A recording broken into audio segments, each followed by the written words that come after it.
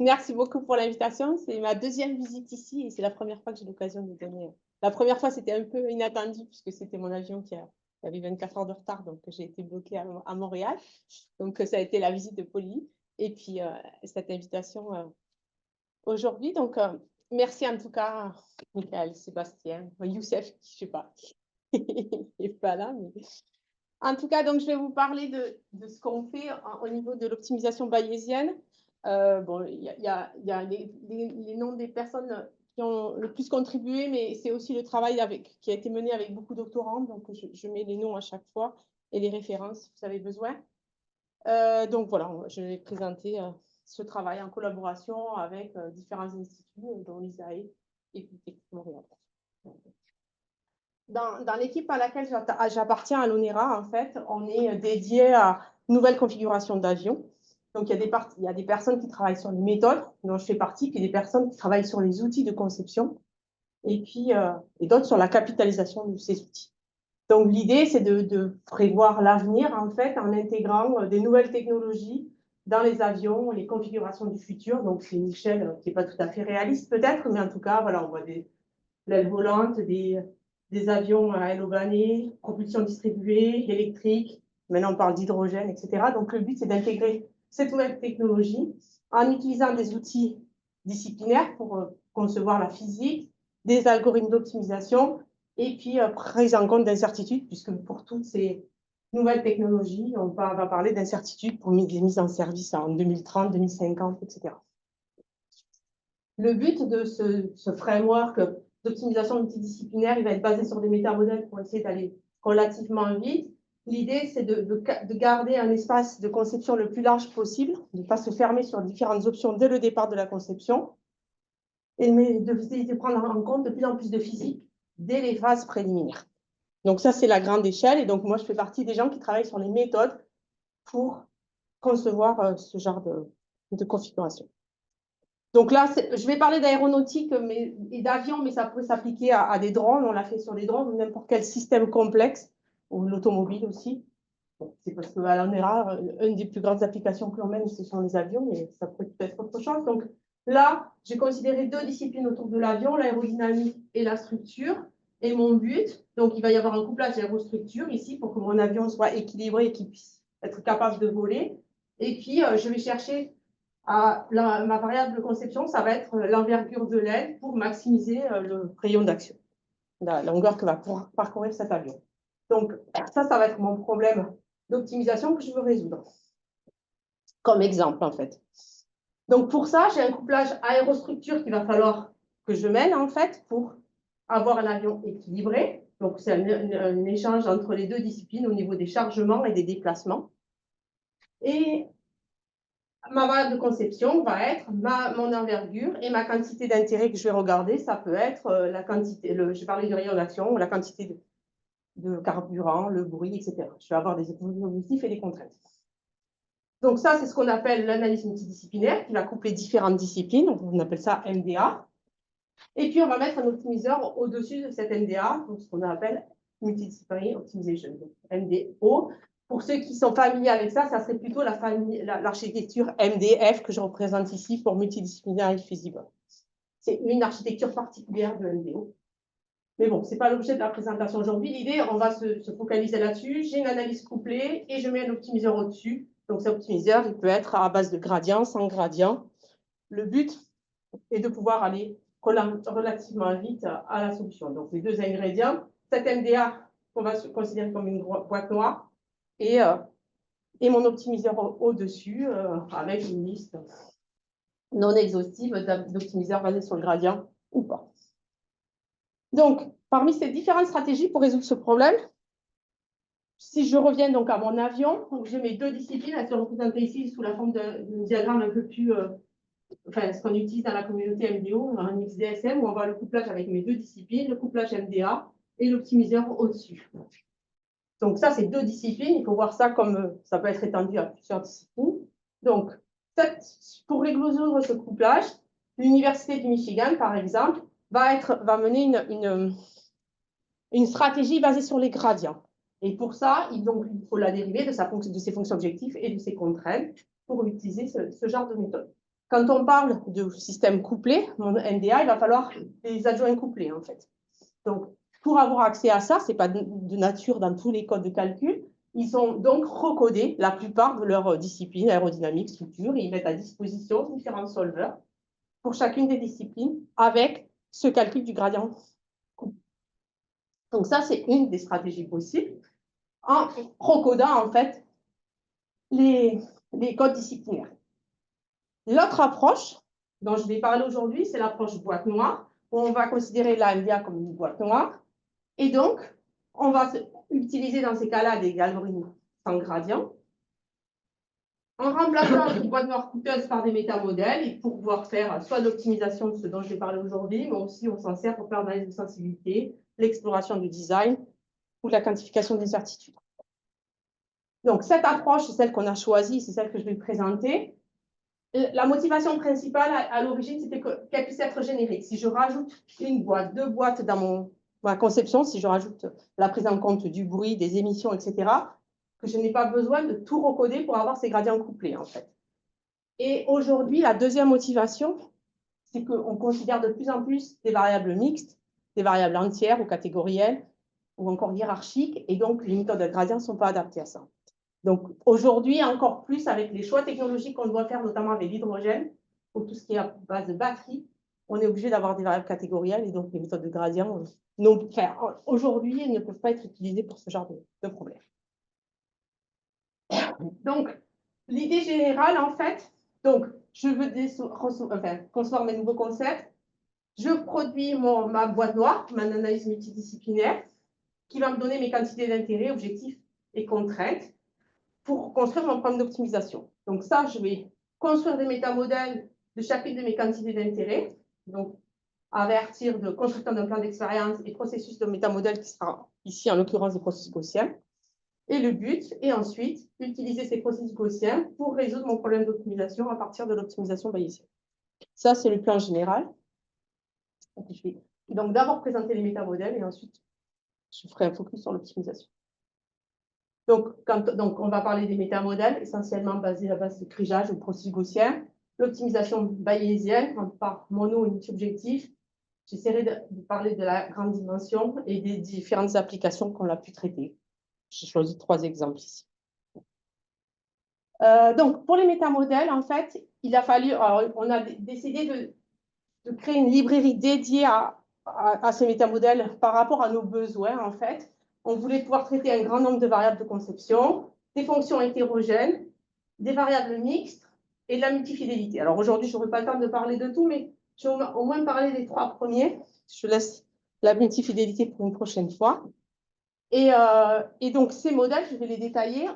On les a agrégés dans une toolbox qui s'appelle SMT, Open Source, en Python, dans lequel qui nous permet de capitaliser aujourd'hui les développements des doctorants, des master students, etc.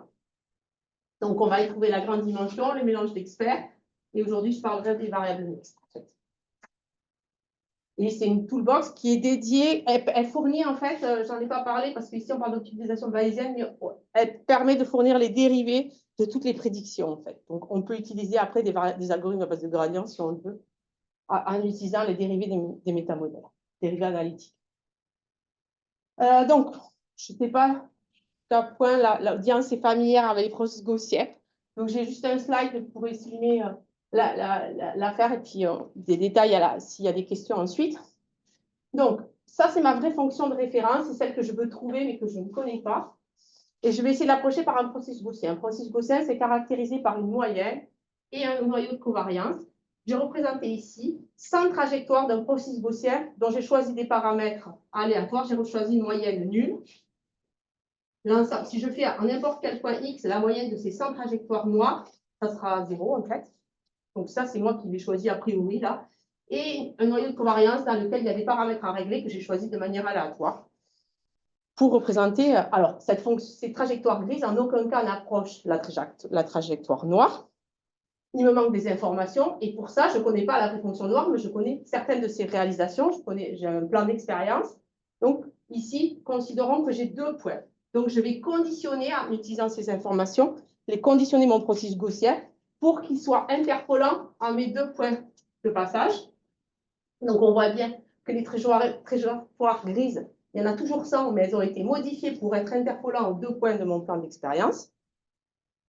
Et si je fais la moyenne de ces trajectoires grises, j'ai ce que j'appelle la courbe rouge, c'est une estimée de ma vraie fonction. Ma courbe rouge est censée approcher ma courbe noire.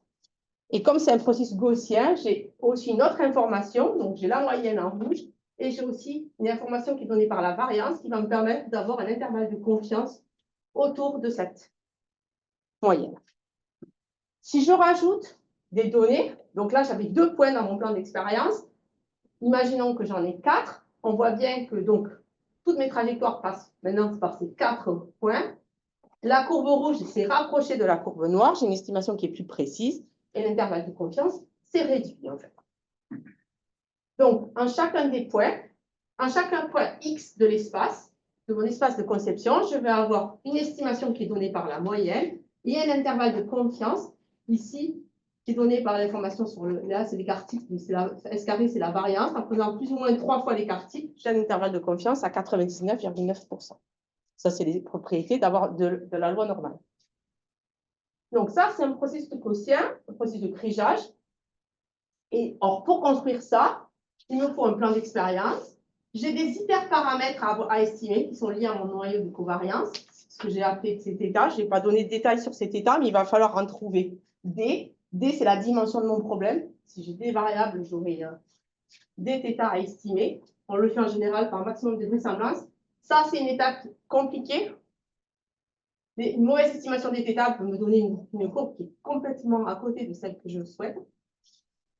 C'est à partir de cet état, j'estime ma matrice de covariance et je peux estimer le Y chapeau et le S carré de manière analytique. Donc, la difficulté du krigeage, c'est ces estimations d'hyperparamètres. Et plus je monte en dimension, plus l'estimation va être délicate. Donc, un modèle de processus gaussien, donc c'est une loi normale qui est donnée par la moyenne et par la variance. D'accord? Donc, par rapport à tout autre métamodèle, c'est une approximation polynomiale me donnerait une approchée comme identique plus ou moins à la courbe rouge. Ça, un réseau de neurones me donnera à peu près la même chose. Ce ne serait peut-être pas interpolant par nature. L'idée de krigeage, c'est d'avoir cette information sur la variance de manière supplémentaire. Pour pas de coût supplémentaire, en fait. Donc, ces estimations de θ, ces hyperparamètres, il y en a autant que la dimension de mon problème. Donc, plus je monte en dimension, plus ce problème est compliqué à résoudre. Et voilà, donc il va falloir, et c'est là que le travail est à faire sur les processus gaussiens. C'est encore un sujet de recherche, il y a pas mal de gens qui travaillent dessus. Donc, une problématique qu'on avait traitée, une manière de traiter le problème qu'on avait traité il y a quelques années maintenant, je crois, 2016, pour cette réduction de dimension, ça c'est un noyau de covariance. Je ne les ai pas présentés tout à l'heure, c'est un par noyau, c'est le noyau square exponential. Donc, on a des paramètres. Vous voyez, il y a un paramètre sigma qui va être estimé, c'est sur la notion de variable, et des paramètres θ autant que de dimension d.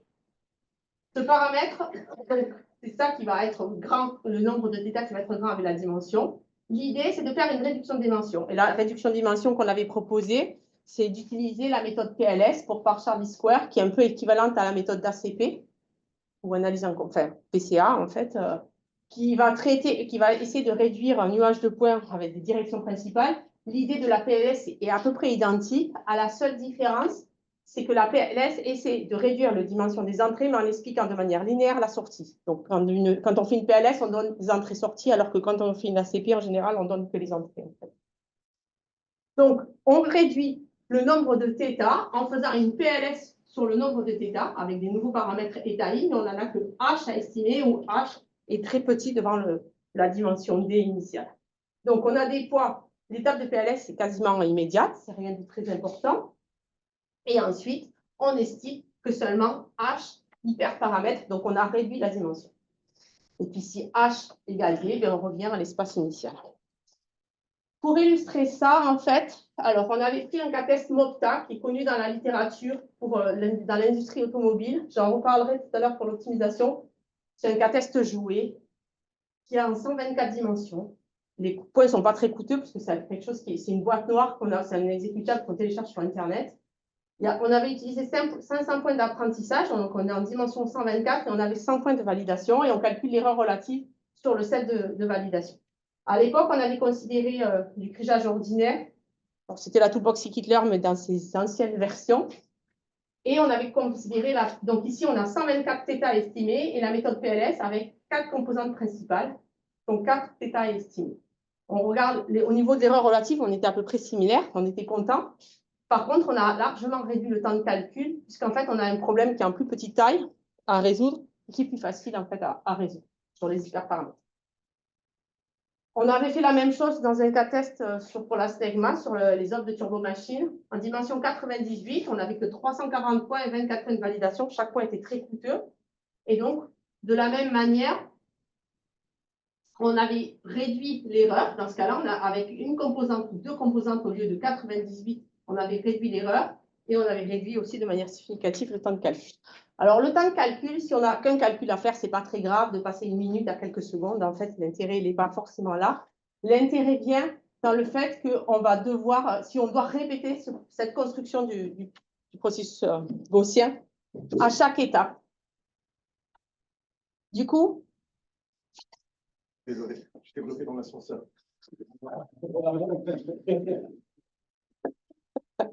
Et du coup, donc l'idée, c'est de pouvoir réduire ce temps de calcul, en fait. Aujourd'hui, dans SMT, on a rajouté le nombre automatique de ce nombre de composantes PLS. En fait. Et ça c'est quelque chose qu'on va réutiliser. Ça va permettre de réduire le temps CPI de la construction des métamodèles et de mieux calculer, de mieux estimer les hyperparamètres. Une autre caractéristique pour traiter des fonctions hétérogènes. Alors, suivant le cas d'application, on parle de boîte noire, mais on peut espérer que la boîte noire va être discontinue ou de dérivée discontinue. Donc là, c'était une fonction qui était donnée par des paramètres de lamination sur des modes de flambage. Et donc, on voyait qu'elle avait quand même certaines discontinuités au niveau de la dérivée. Et donc, l'idée a été d'utiliser les méthodes de mélange d'experts pour diviser l'espace en clusters. Et dans chacun de ces clusters, on va construire un métamodèle le plus approprié, en fait. Et ensuite, on recombine ces modèles locaux dans un modèle global. Donc, pour chaque cluster, sur chacun des clusters, on construit le meilleur métamodèle et on va recombiner l'ensemble avec une probabilité qui est donnée de manière analytique en utilisant un algorithme expectation maximization qui va venir calculer la probabilité pour un point X d'être dans le cluster numéro I. Et donc, avec ça, on avait pu obtenir des résultats intéressants et de décomposer de manière automatique l'espace, en fait. Là, donc ça, c'est ma vraie fonction. Ça, c'est ma base de données. On a divisé l'espace en 4 clusters et sur chacune des clusters, chacune des couleurs, ici, on a un cluster et on va construire un métamodèle. Donc là, c'était 4 modèles quadratiques qu'on va recomposer en un modèle global pour essayer d'approcher la vraie fonction. Alors, on peut le faire pour n'importe quel métamodèle. Si on utilise 4 processus gaussiens, on a une combinaison linéaire de processus gaussiens et donc on retrouve un processus gaussien en fait. Et c'est ça qu'on va utiliser pour l'optimisation bayésienne. Donc, j'ai parlé de variables, de fonctions discontinues, de grand nombre de variables. Maintenant, j'aborde le problème des variables discrètes. Des variables mixtes, en fait, on a des variables continues. Ça avait toujours, comme ça a toujours été. Maintenant, on se retrouve avec des problèmes avec des variables entières, le nombre de batteries, le nombre de moteurs. Lorsqu'on parle de propulsion distribuée, on a un nombre de moteurs à considérer. Et puis maintenant, on va aussi parler de propriétés matériaux ou du type de propulsion. Si on va parler d'hydrogène, d'électrique, etc., on va avoir des variables catégorielles qu'on ne peut pas ordonner, où la notion de distance n'est plus la même, et donc il va falloir prendre en compte ce nouveau cas de figure. Donc, juste un exemple ici, où j'ai deux variables, une qui va être liée à la forme et une à la couleur. Donc, la forme va avoir 3 possibilités, et j'ai 2 possibilités pour la couleur. Si je dois construire un métamodèle avec ces 2 variables, j'ai 6 possibilités à considérer. Donc, soit je construis 6 métamodèles associés à chacune de ces couples de variables, soit j'essaie de les combiner, en fait. Et là, en fait, là, il y a 6 possibilités. Ça serait possible de construire 6 métamodèles. La combinatoire, après, fait que quand on a des avions avec propulsion électrique ou propulsion à hydrogène ou propulsion classique, la combinatoire est impossible. On ne peut pas faire un problème pour chaque possibilité, en fait.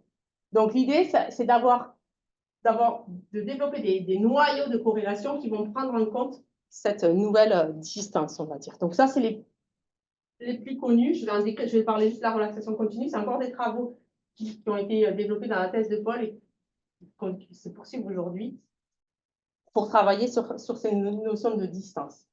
La relaxation continue, c'est peut-être la plus facile à expliquer. Donc ça, c'est des travaux de Garrido Marchand et Hernandez Lobato qui vont en fait, on a une variable catégorielle avec 3 niveaux associés à 3 couleurs différentes.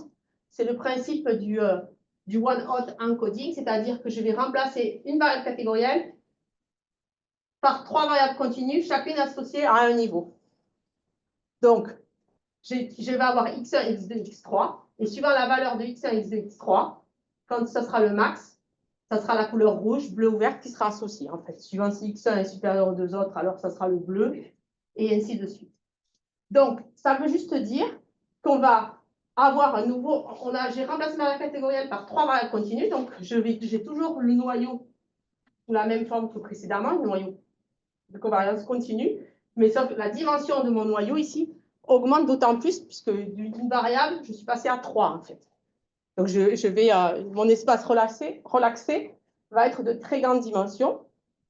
Donc, on retrouve le problème des hyperparamètres dont j'ai parlé précédemment. Et donc là, on utilise la PLS pour réduire la dimension de ce nouveau noyau relaxé, en fait. Oui? C'est continu comme fonction? Non. Ok, c'est juste pas dérivable?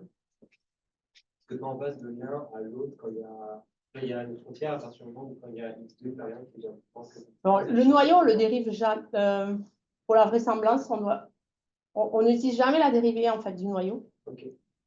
On forme juste la matrice de corrélation entre chacun des points, en fait. Okay. Mais elle a les bonnes propriétés, enfin, le noyau est symétrique défini positif, etc., comme précédemment, en fait. Oui. Par rapport, alors, juste un exemple pour illustrer, ça, c'est une fonction à 2 variables. Une fonction x qui est continue entre 0 et 1, et une variable z, pardon, qui est catégorielle avec 10 niveaux. Et suivant la valeur de z, la fonction f de x a une expression différente. Donc, voilà la réalisation. Chaque couleur est associée à une valeur de z, en fait. Donc, je suis à 2 variables, une variable continue et une variable catégorielle. Je vais remplacer ma variable catégorielle par 10 variables continues, associées aux 10 niveaux, plus ma variable x, c'est-à-dire que maintenant, au lieu d'être avec 2 variables, je suis à 11 variables. Et du coup, je vais approcher ça. Ça, c'est le métamodèle qui est censé approcher cette fonction. Ici, j'ai un plan d'expérience, ce sont les points orange, 10, j'ai 10 points, 20 points. Donc, plus on rajoute des points, plus on va se rapprocher de la vraie fonction. 50 points, on commence à ressembler à quelque chose. 100 points, on est pas mal. Et 200 points, on est quasiment identique aux vraies fonctions. Et donc là, j'utilise la PLS pour réduire ces 11 paramètres, en fait. Oui? C'est le point tiré dans l'espace des 11 variables, ça? Oui. Donc, c'est des coupes pixels. Est-ce que c'est 200 points X et on évalue en chacun? Ah non, non, non, non. Non, c'est 200 coupes pixels. Oui. Oui, oui, non, c'est 200 points dans l'espace de départ. C'est beaucoup de 100 points en dimension. Mais bon, là, c'était juste pour montrer, enfin, on s'en est jamais, c'est juste illustratif. En fait. Donc, des travaux sur les noyaux qui ont été menés dans la thèse de Paul, en fait. Et alors, plusieurs noyaux qui ont été proposés et la PLS pour réduire la dimension de ces noyaux. Et ensuite, des travaux aussi en cours dont je ne vais pas parler, mais je vous montrerai juste une illustration à la fin sur tout ce qui est variable hiérarchique qui est fait en collaboration avec Polly et notamment Edouard qui est dans la salle. Donc, toujours entre Jasper du DLR et Paul de l'ONERA, en fait, pour travailler sur des noyaux lorsque le nombre de dimensions va changer en fonction de choix de plus haut niveau, en fait. Donc, j'ai juste un exemple illustratif tout à l'heure, je n'en parle pas là. Donc, voilà, on travaille encore sur ces métamodèles et sur ces noyaux notamment pour l'extension variable hiérarchique. Si maintenant je passe à l'optimisation, donc mon objectif, c'est toujours de minimiser ma fonction avec mes variables x, et ça peut dépendre de variables y de x, ce sont mes variables de couplage tout à l'heure, qui étaient la solution de mon système non linéaire, de ma LIA. Donc, ce sont des fonctions qui sont coûteuses, et elles vont être caractérisées avec des contraintes peuvent être aussi coûteuses, en fait. Alors, ça c'est le problème le plus général que je souhaite traiter, avoir une fonction, j'ai un problème multi-objectif où tout est coûteux et des contraintes inégalité ou égalité coûteuses. Et des variables qui peuvent être entières, catégorielles, variables mixtes en fait. Et de pouvoir traiter jusqu'à une centaine de variables et une centaine de contraintes. Et je veux pouvoir l'appliquer à des solveurs disciplinaires, c'est-à-dire faire une optimisation aérodynamique seulement, ou aérostructure, ou tout à un système, à un avion par exemple. Donc, le but de ces boîtes, vu que c'est coûteux, il faut réduire le nombre d'évaluations et essayer de trouver le minimum global de mon problème. Du coup, c'est un compromis en fait entre ces deux aspects. Et c'est là que l'optimisation bayésienne, en proposant un trade-off, un compromis entre exploitation et exploration, va permettre d'atteindre un aspect global en fait. Donc, j'ai présenté tout à l'heure les processus gaussiens. Donc, j'ai ma fonction noire que je vais approcher par ma fonction rouge. J'ai 4 points pour l'approcher. De ces 4 points, je connais le minimum courant. C'est ce que je vais noter comme Y-min. Si j'ai que cette connaissance, c'est le minimum que je vais garder. Mais comme j'ai l'information de la courbe rouge, donc qui est donnée par sa moyenne, mais j'ai aussi l'information donnée par la variance, j'ai un intervalle de confiance ici, et le point X ici qui est à 0,5 est potentiellement un minimum. Puisqu'en fait, je connais la moyenne de sa prédiction est ici, mais à cause de l'intervalle de confiance, elle pourrait être là ou là. En fait. Donc, c'est potentiellement un point qui est inférieur au minimum courant. Et c'est cette information que je vais exploiter dans l'optimisation bayésienne. D'accord? Donc, en se disant que je vais essayer de trouver le point dans l'espace entre 0 et 1 ici, où cette R assurée en violet là est maximale. Donc, c'est ça qu'on appelle, donc ça c'est ce qu'on appelle l'amélioration. La différence entre le minimum courant et le Y de X, qui est la variable gaussienne associée au processus de ma fonction objectif. Et du coup, cette amélioration, en fait, comme c'est une variable aléatoire, on va en prendre la moyenne et c'est ce qui donne naissance à EI, l'expected improvement, l'amélioration espérée. Donc, le critère EI, qui est le plus connu, qui a donné naissance à la méthode EGO pour Efficient Global Optimization, proposée par Jones en 1998.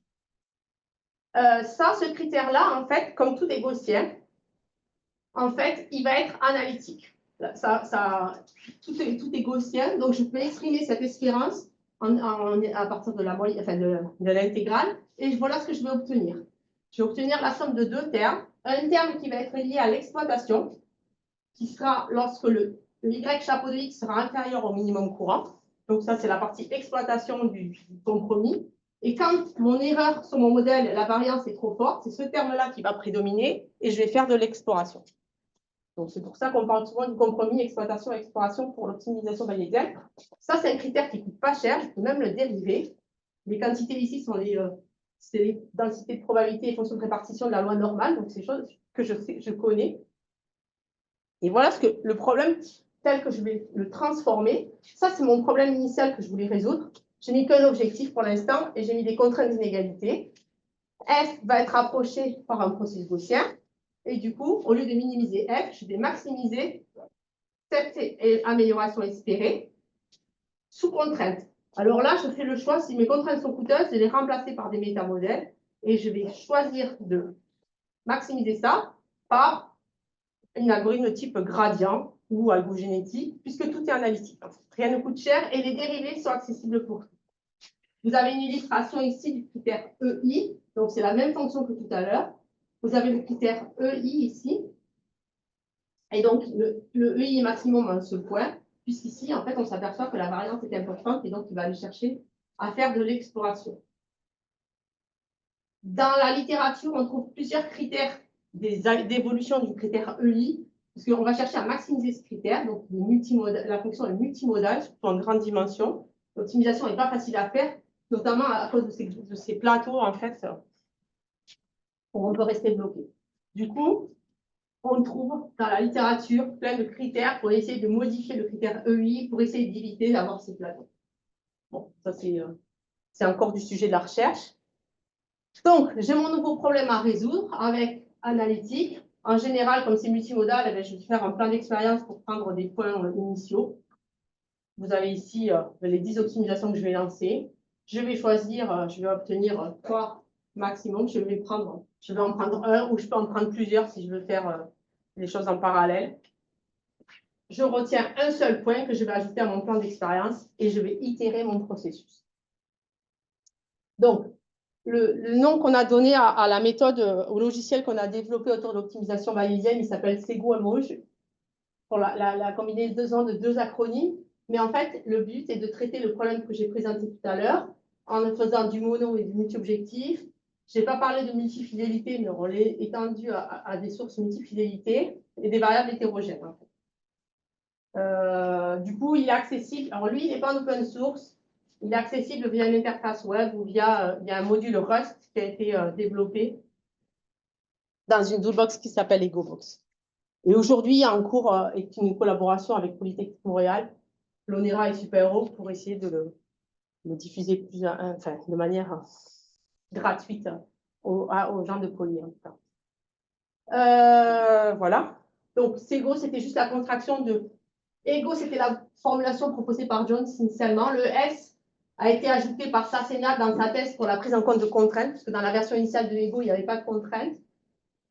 Et puis, nous, on a rajouté le mélange d'experts, parce qu'en fait, on ne construit pas un seul processus gaussien, mais on construit une combinaison linéaire de processus gaussiens en utilisant la technique des mélanges d'experts. Mais l'idée est la même, en fait. Donc, si je résume, j'ai mon problème initial. Je vais construire des métamodèles de chacune de mes quantités. Je fais mon mélange, j'optimise mon nouveau critère, EI ou n'importe lequel, sous contrainte. Je vais optimiser, trouver le nouveau point. Je vais l'évaluer avec mes vraies fonctions coûteuses. Et puis, une fois que je l'ai évalué, je le rajoute à mon plan d'expérience et je vais itérer mon processus.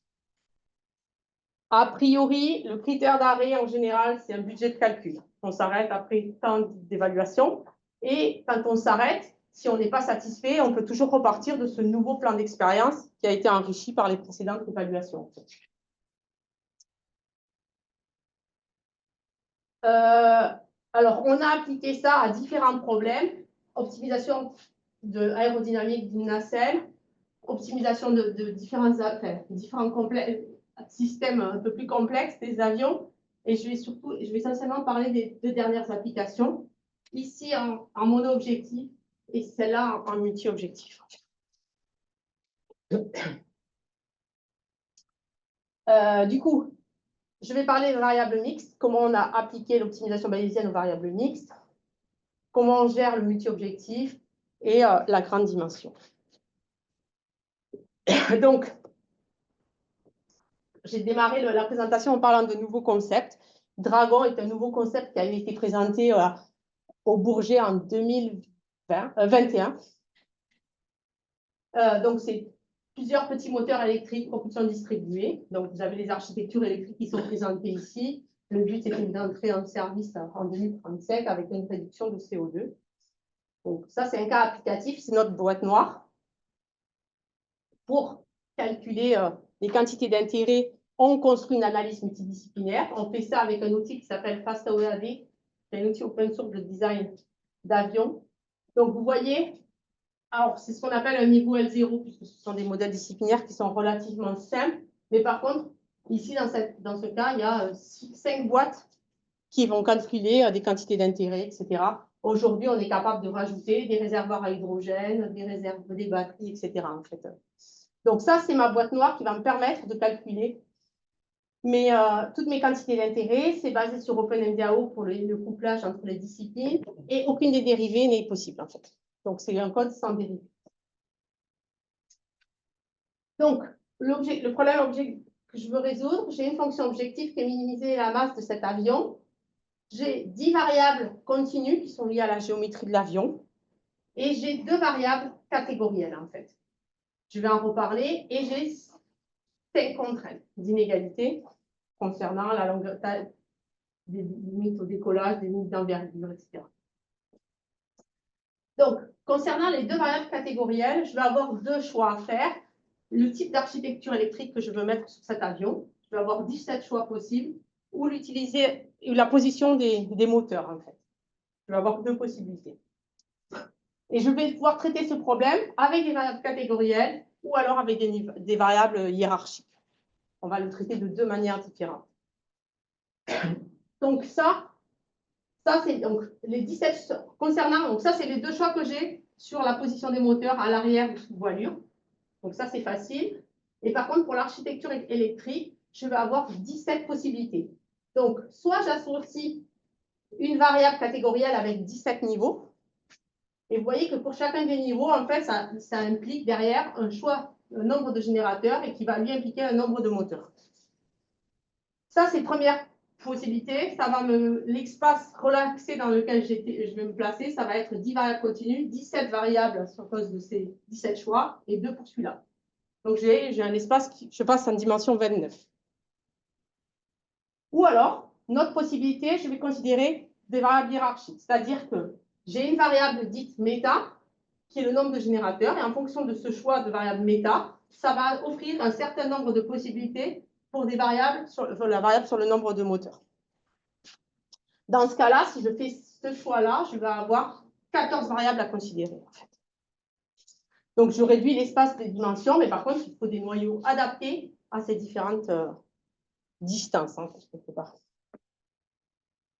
Donc, voilà les convergences plot associées à ces calculs. Donc là, on a fait 10 runs. On a comparé avec NSGA2 puisque c'est le seul qu'on a sous la main pour traiter des variables discrètes.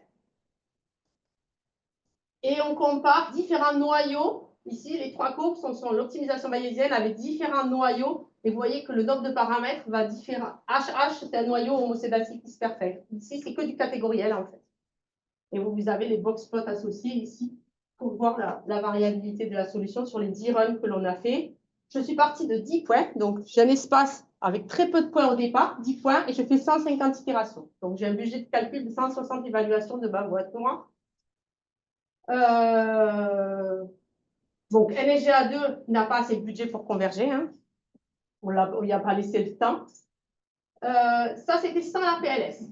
Donc, on voyait quand même, là, on a un grand nombre de paramètres à résoudre. Après, les solutions sont, les 3 noyaux donnent des résultats à peu près identiques. Je rajoute la PLS. Donc, ce sont ces 3 nouvelles couleurs qui apparaissent, en fait, avec un nombre de paramètres qui est réduit, puisque c'est moi qui choisis le nombre de composantes que je conserve. On a des résultats à peu près similaires, avec une variance légèrement plus grande. Mais bon, en tout cas, on était satisfait de la convergence obtenue. Et puis là, je compare avec le nouveau noyau hiérarchique, c'est la courbe orange en fait, qui lui n'a que 14 paramètres. Et je le compare avec les autres en fait. Et donc, on voit qu'on a les mêmes résultats. Je n'ai pas mis le temps de calcul, mais le temps de calcul du noyau hiérarchique est beaucoup plus faible en fait. Donc, l'optimisation coûte moins cher en nombre d'évaluations. Enfin, pas en nombre d'évaluations, en temps de calcul pour le même nombre d'évaluations, pardon. Donc, c'est le meilleur trade-off entre la convergence et le temps. Là, c'est juste un zoom, parce que j'ai enlevé un NSGA2 qui était hors du cadre. J'ai refait un zoom sur les box plots, où on voit en fait que la variance est un peu plus grande que le noyau, la relaxation continue. Mais la relaxation continue est beaucoup plus chère que le noyau hiérarchique dans ce cas-là. Bon, voilà, c'était une application sur un cas concret. Si je fais l'extension multi-objectif, j'ai donc un objectif maintenant et j'ai de la même manière des contraintes. Donc, mon but maintenant, c'est de construire un front de Pareto. Donc, pour avoir un ensemble de points non dominés, je veux construire ce front. Donc là, c'est le front idéal. Et au départ, je vais partir de points dans l'espace.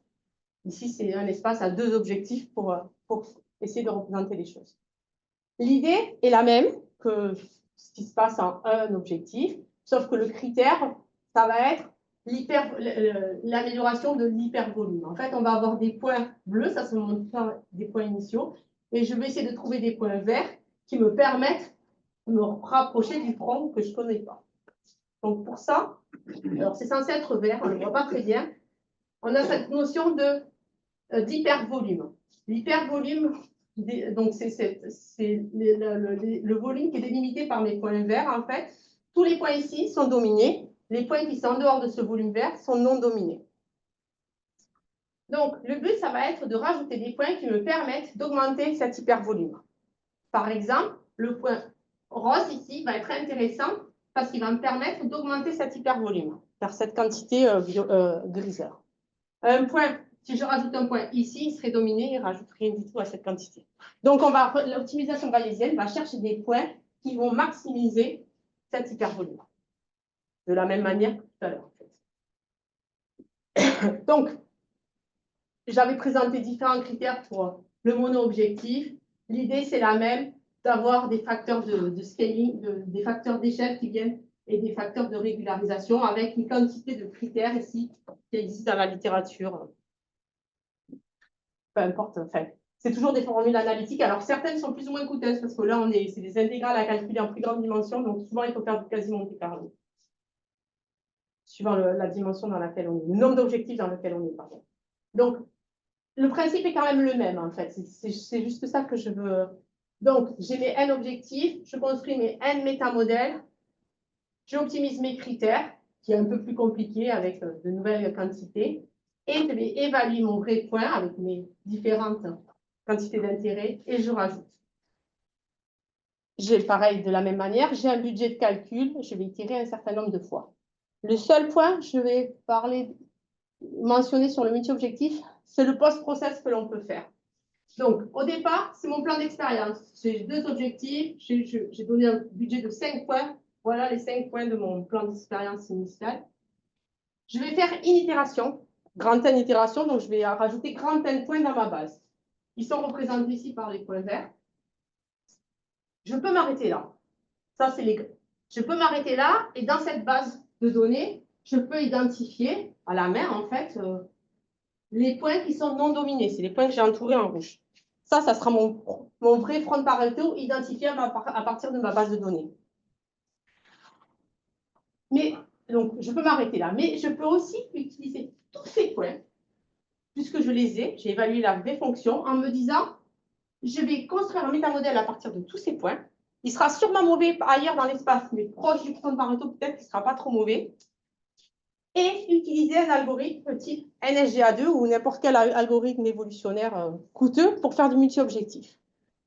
Et voilà ce qu'on obtient. On obtient, c'est ce que j'appelle le front de Pareto prédit. Mais lui, il a été calculé qu'à partir des métamodèles, donc il n'est pas coûteux.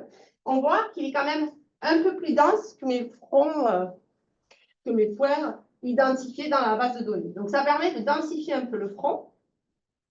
Et alors, soit on s'arrête là, soit on a encore un peu de budget et on se dit, ben, je peux prendre des points de ce front prédit et les calculer avec mon vrai calcul. Et là, c'est ce qu'on a fait ici. Les vrais en bleu foncé, là, ce sont les vrais points recalculés avec le vrai code de calcul. Et donc là, on a aussi une mesure d'erreur entre ce front prédit et le vrai front pour se dire que quand on est proche, c'est que nos métamodèles sont très bons et qu'on peut s'arrêter. En fait, on a quelque part convergé dans notre optimisation. Si on n'est pas trop riche, on peut prendre que certains points et les évaluer, en fait. Et voir la différence entre la prédiction des métamodèles et le vrai front. En tout cas, ça permet de densifier l'information entre 2 points. Donc ça, c'est par exemple ce qu'on a fait. Donc sur l'avion, c'est l'avion Sera, c'est un type A320. En utilisant notre logiciel de FastoAD, on avait 2 objectifs, 5 variables et 3 contraintes d'inégalité. On a comparé, parce que là, c'était quelque chose qu'on a pu faire, on l'a laissé tourner pendant quelques jours. On est parti d'un plan initial de 15 points en orange. J'ai ajouté 100 points d'optimisation bayésienne. En bleu, vous avez le front prédit, le predicted, là, ce que j'ai appris à partir de mes métamodèles. Et en rose, puisque j'avais du budget de calcul, j'ai fait 2500 appels à un algorithme à NSGA2 pour voir si mon front était bien évalué. Hein. On voit, quand on a ça, on était plutôt content. Après, on a 2500 appels au lieu de 115, en fait. Mais bon, voilà, on était contents et puis on peut évaluer dans ces cas-là 3 ou 4 points et regarder les avions associés. Ça, c'était du post-process. Et je vais parler de l'application. Donc, on a fait ça dans le cadre d'un projet européen qui s'appelle, qui s'est terminé en 2023, Agile 4.0, dans lequel Bombardier était un des partenaires pour essayer de concevoir une famille d'avions de business jet. Donc, je ne vais pas trop parler du CATES, c'est juste l'illustration, l'animation qui est intéressante. Le but, c'était de construire un business jet de 8 passagers en essayant de partager des morceaux de l'avion, en fait, de partager des systèmes, le terrain d'atterrissage, la voilure, les moteurs ou l'empennage, en fait. Ne pas construire un seul avion, mais 3 avions. Et donc, on voit, donc il y avait des variables catégorielles, en fait. Est-ce que je partage ou est-ce que je ne partage pas? La MDA a été construite à différents partenaires, donc ça faisait à peu près 1 heure. 2 objectifs, les coûts directs ou les coûts non récurrents, en fait. Donc l'intérêt de faire de la communalité, en fait, de construire, de partager des pièces d'avion, 10 variables catégorielles et 9 variables continues, les 2 contraintes d'inégalité. Et donc là, vous voyez le front Pareto qui se forme au fur et à mesure des animations et les avions associés qui correspondent, sachant que quand la couleur est partagée, c'est qu'ils partagent la même pièce de l'avion. On a les coûts non récurrents, les coûts récurrents et les coûts directs ici. Donc là, on voit le front Pareto qui se forme et les points qui sont ajoutés par optime bayésienne. Et ici, on a associé à ce sont les mêmes points, mais on a la couleur qui ici donne le nombre de pièces qui partagent. Donc, en jaune, ça veut dire qu'ils partagent 10 composants. Donc là, on a un gros partage de pièces. Mais du coup, on voit ici que la masse de ces avions est beaucoup plus grande, en fait. Donc après, c'est au constructeur à trouver un compromis. S'il veut minimiser les coûts de maintenance, etc., ça va faire des avions plus lourds et donc des coûts plus élevés, en fait. Bon, voilà, ça c'était... j'ai peut-être pas le temps de parler de la grande dimension. On va arrêter, tant pis. Donc, on travaille aussi sur la grande dimension en essayant de trouver des techniques pour réduire la grande dimension des métamodèles. J'ai parlé de la PLS. On peut aussi réduire la dimension des problèmes de la fonction d'acquisition. Le max EI, je vais l'optimiser en grande dimension. Donc, je peux chercher aussi à réduire cette dimension. On a fait des travaux dans la thèse de Rémi Priem. On continue. Ça, c'était dans le cas sans contrainte. La thèse d'Adrien qui continue pour ajouter des contraintes et d'autres techniques en essayant de réduire cette dimension, en fait. Et puis d'autres approches, en fait, qu'on a testées plus récemment avec quelqu'un de TU Munich sur le coopérative décomposition, où on va décomposer le problème en sous-problèmes de plus petite taille avec une collaboration entre les sous-problèmes. Je vais conclure, je ne montrerai pas ça. Pardon. Et j'ai un arbre dernier slide. Et donc, du coup, donc voilà, j'ai essayé de faire un panorama de l'optimisation bayésienne dans le cadre MDO, sachant que ça peut s'appliquer à une discipline ou à un ensemble de disciplines, pour traiter des variables mixtes, hiérarchiques, du mono-objectif, des problèmes contraints. Je n'ai pas parlé des contraintes cachées, mais il faut essayer, on essaie aussi de les prendre en compte, et l'extension à la multifidélité lorsqu'on a différentes sources de données. Les problèmes dans grande dimension, ça, c'est encore des choses qui sont en cours, puisque, en fait, le but, là, on monte je suis impliquée dans un projet européen qui s'appelle Colossus pour System of System, c'est-à-dire qu'on a des cas d'application où c'est l'extinction d'incendie ou la mobilité urbaine. Et là, en fait, il faut définir le nombre de drones que l'on envoie, le nombre de canadaires, dessiner les canadaires qui vont vont être plus à même d'éteindre le feu. Donc, on a une hiérarchie, une cascade de hiérarchie de décisions à prendre avec de la fidélité variable à chacun des niveaux, en fait. Donc, on monte encore en dimension avec ces variables hiérarchiques. Voilà, si vous avez des questions, je suis prête.